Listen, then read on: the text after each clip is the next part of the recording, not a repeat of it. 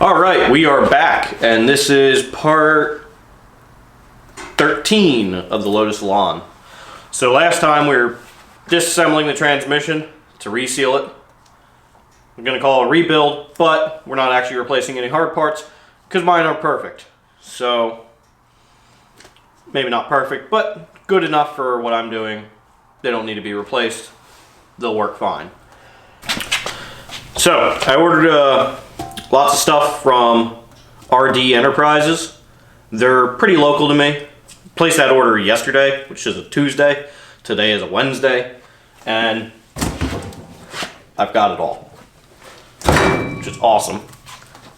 You know, I could just drive there, but to get off work at the right time when they're open, COVID, all that stuff, easier to ship it. Plus, just a day wait.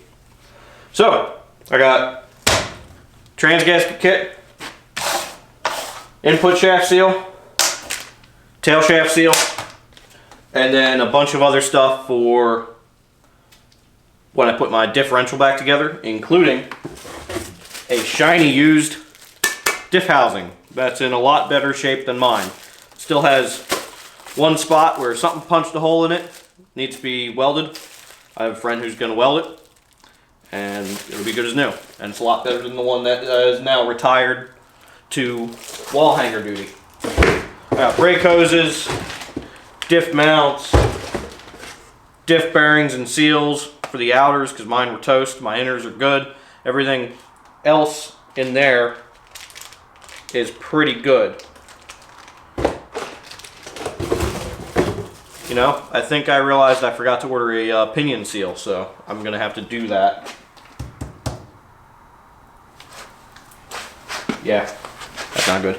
Anyway, that's future, so I can get that ordered and all that good stuff. So,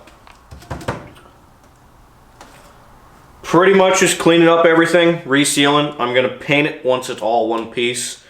My hot tank at work is currently not operational, so I was going to individually put this in the tail shaft and that in separately, but it's just not going to work out, so I'm just going to clean up the best I can here, put it all together, and then paint it once it's together. So, I have bell housing mounted up on my engine stand, so we can get started. Alright, so first I'm going to put the front bearing support on the main case. So here's the new input shaft seal. Mine was in like this. I think that's correct. I hope that's correct. So I'm going to put it in like that. I put a little petroleum jelly around the spring on the seal just to keep that in place. And then this should be about the right seal installer. So let's see if we can run her home. Get seated. It's going. And kicked off, of course. So let's do this the hard way. Something else you can do is utilize the old seal as a pressing tool, but mine has seen better days and it's not exactly the right shape or size anymore, so it won't really work too well. So just gotta be careful with this thing. So it's not exactly seated yet. Little pieces of the installer are breaking off. Thanks, Harbor Freight.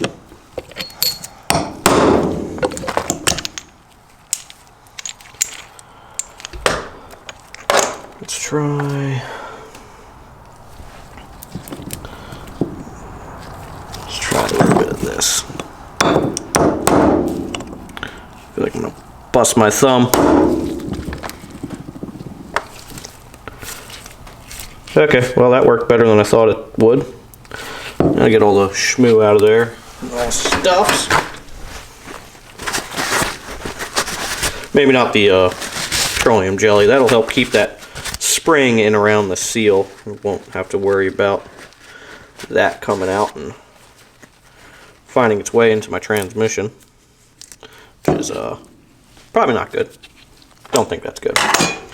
Alright, so now I'm going to tack this up with a little bit of gear oil safe sealant. Keep the gasket in place, put the gasket on, put it on the front of the transmission. Alright, so I have a few dabs of the Gear Lube Safe gasket maker. I'm going to lube this seal up just a little bit so it slides over that nicely. Or maybe I'll just lube the shaft. It'll do the same effect. So that should do. Stick my gasket on.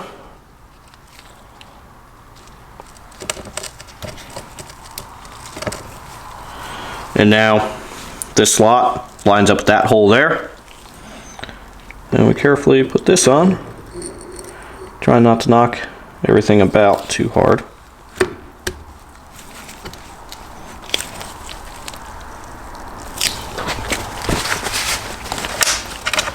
Time for the bolts. Time to struggle with the bolts. That's my issue. Bearing unseated a little bit. So there we go, now it's up against. Now we can. So now we can do the bolts.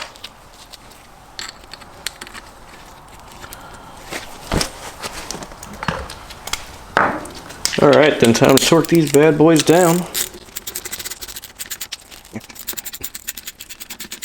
Then to break out the totally a torque wrench. Right, so I have the bell housing to main case gasket in place on the actual main box itself. Got bolts ready. So time to wrestle this pig in that there hole, like that, and then bolt it up from the inside. So I'm going to do myself a favor, put those bolts there, and my little tiny ratchet with the right socket. Ugh. Give it a resty poo there.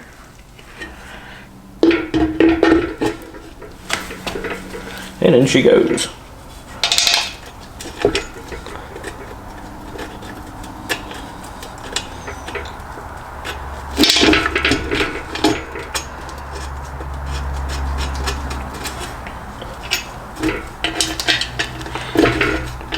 So, tip for somebody who might be struggling doing this: you take the correct thread pitch bolt that's a little long, cut the head off, thread it onto the trans side, and then you basically make yourself a nice little set of starting studs. But, you know, I didn't think that far ahead, so struggle around a little bit and get her in place. Put the other two bolts in, then torque it down.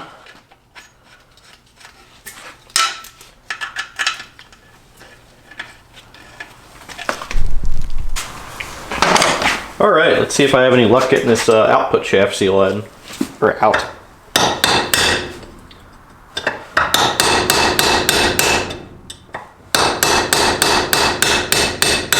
I have to be really careful because there is a bronze bushing directly below it where the drive shaft rides. So if you screw that up too much, it might cause some issue. Any real pry bar. It's moving. I hope.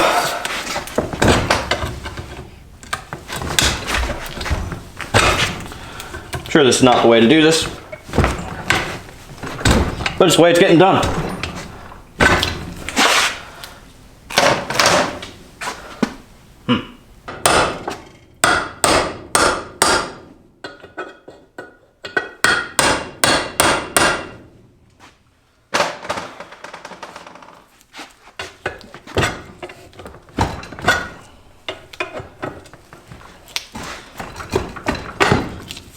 Ta-da! That's a pain in the ass. To the trash can with you. Alright. See if this one goes better than the one earlier.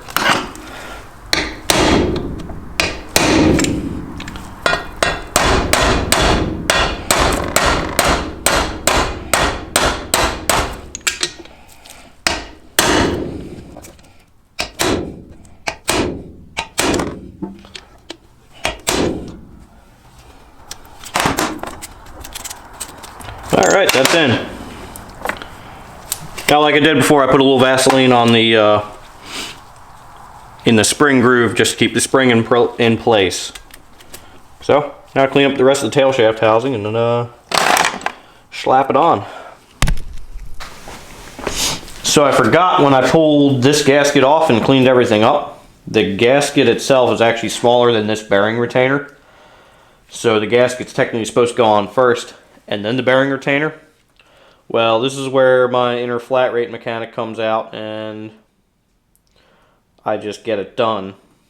I probably wouldn't advise doing this, what I'm about to do, but I'm just going to walk it around over and hopefully not tear the gasket. If I tear the gasket too bad, then and get some gasket paper and make a new one. But yeah, this is a little risky, but it has worked. And the gasket appears to be on correctly, which is a big concern. So I did pry the bearing out just a little bit. So now we can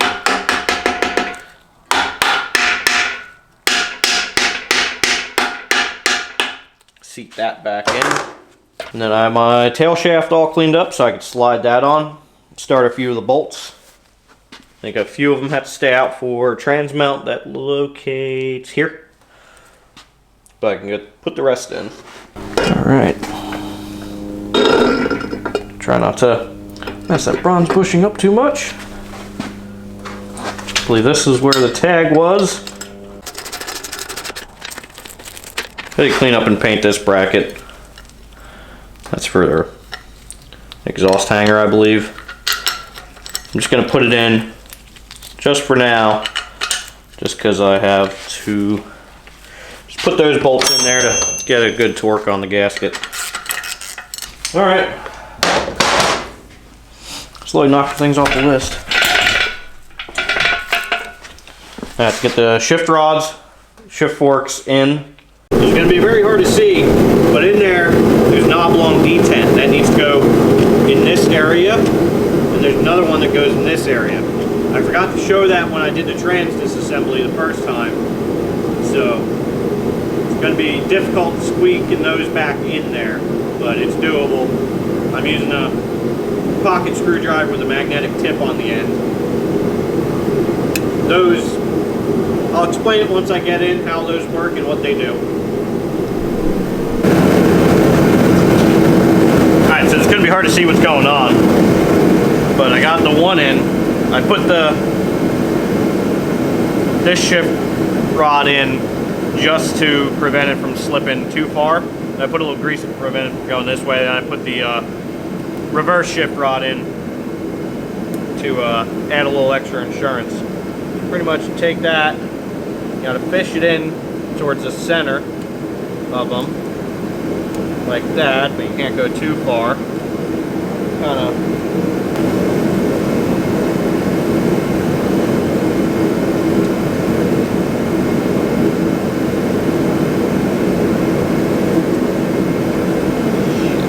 Oh, nope, I got it in.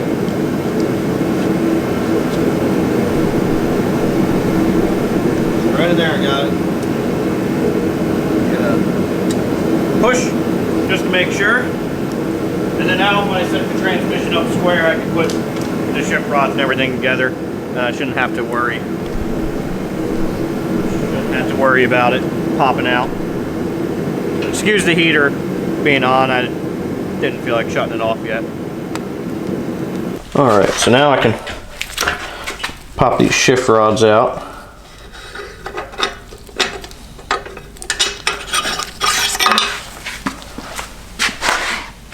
So that's your reverse.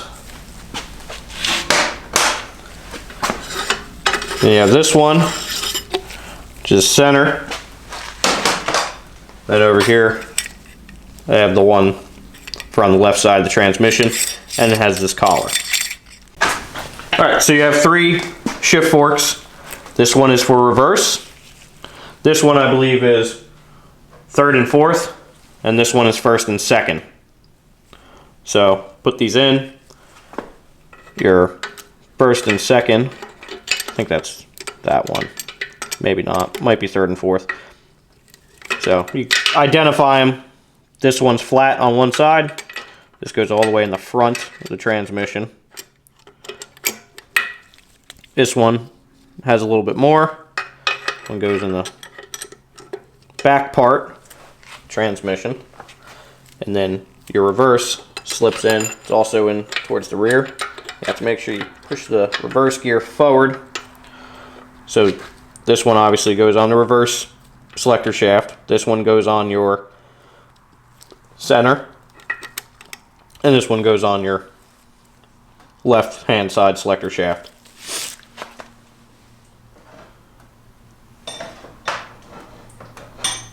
I'm going to put the center one in first. So fish it in.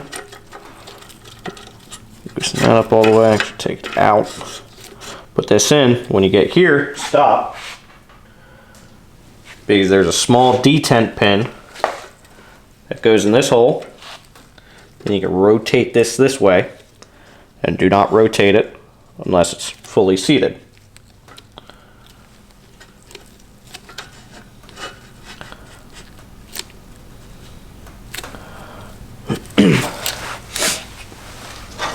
So then in the shafts, you see this tapered little hole. That is where the bolt that locks it in place goes. So I can thread this one in here. And then you tighten these, and then you put a piece of safety wire through. Now I'm going to go put this selector shaft in. This goes here. Through the shift fork.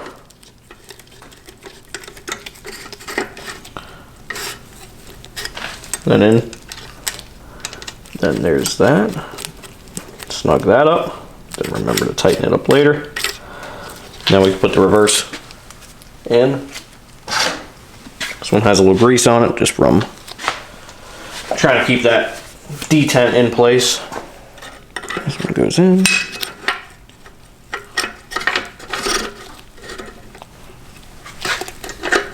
Wiggle it in, swing it down, keep wiggling.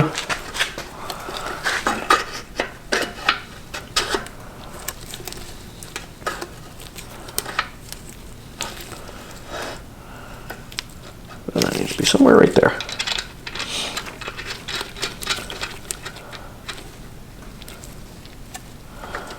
So that looks right. Your shift linkage will move between these two, and then when you push down on your shifter, pull it over, it'll engage this fork, you pull back, and it engages reverse. So that's how that works. And then, actually I think this is your 1, 2, this is your 3, 4. Because when you pull your shifter over to the right and go forward, it would enact this way, so that's 3rd. Forward's 4th, and then back is 1st, forward's is 2nd. That's how that works. So this is where I'm going to actually torque stuff, and I'm going to put safety wire on them so they don't come out. Now this had a little peculiar clip on it. Not 100% sure what that was for, but Lotus deemed necessary, so it's going back in where mine was, which was right here. Okay, so the manual for these just say tight and then secure with iron wire. So I'm gonna pull them out. I'm gonna put a little blue Loctite on them. put them in, and then wrap them with some mechanics wire. Alright, so those are all wire tied, tightened, little blue Loctite. Next, you have your ball detents. Drop them down in there, like so.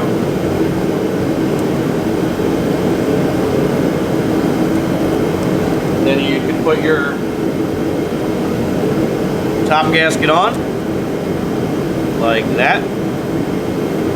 I need to go get my top cover. And then there's springs that sit on top of each ball detent. And that's what gives you the nice click in and out of gear.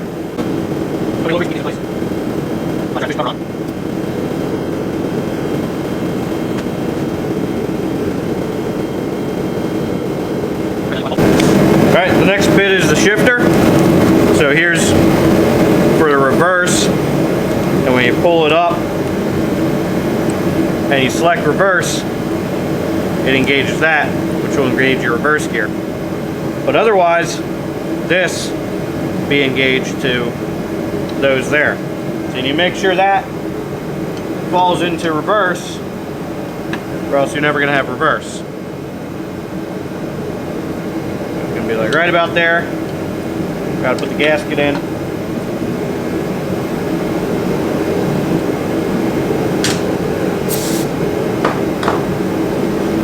Make sure this surface is cleaned up nice.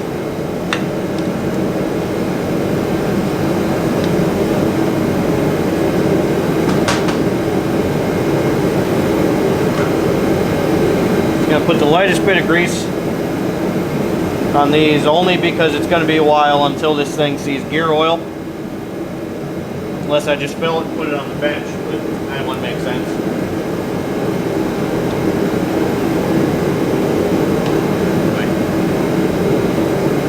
Keep our gasket in place.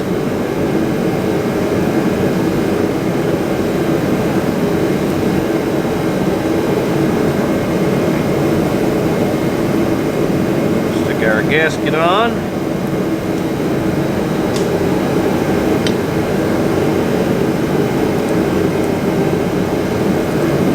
Make sure we fish our reverse lever in. That's where it needs to go, along with the main shift lever. And we put the bolts in. Alright, so I put the shifter on. So let's see if we have all the gears. Neutral, first, second, third, and fourth. Pull up to the left and back, and that's reverse.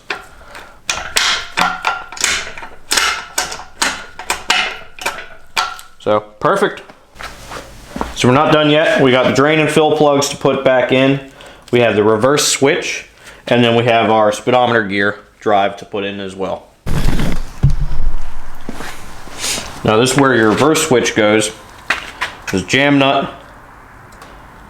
And then there's the actual switch contact. So I didn't change where the jam nut goes.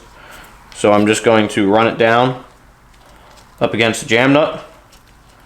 And then give the jam nut just a little turn.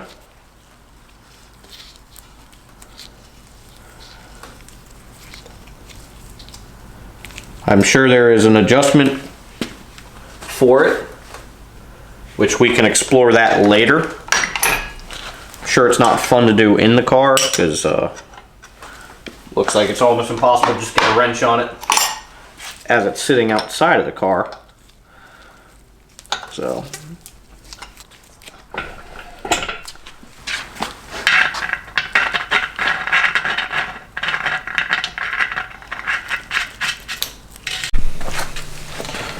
speedometer drive's pretty easy. So this gear goes in, and that meshes with the gear on the tail shaft. So I put a new O-ring on, greased it up, and that goes in.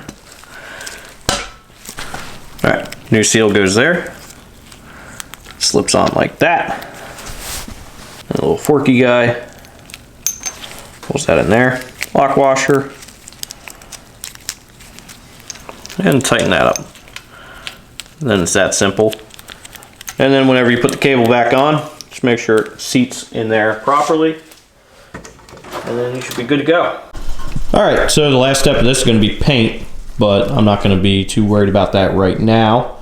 So that concludes this one, and see you in the next video. Thanks for watching. Don't forget to subscribe if you are not already. Thank you.